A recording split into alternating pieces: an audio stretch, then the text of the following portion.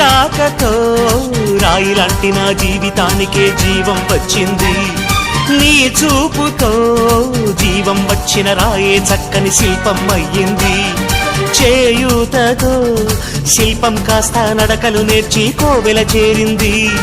నీ నవ్వుతో కోవెల చేరిన శిల్పంలో నా కోరిక కలిగింది. ఆ కోరికేమిటో చెప్పని నన్ను వీడి నువ్వు వెళ్ళొద్దని, మళ్ళీ రాయిని చెయ్యొద్దని.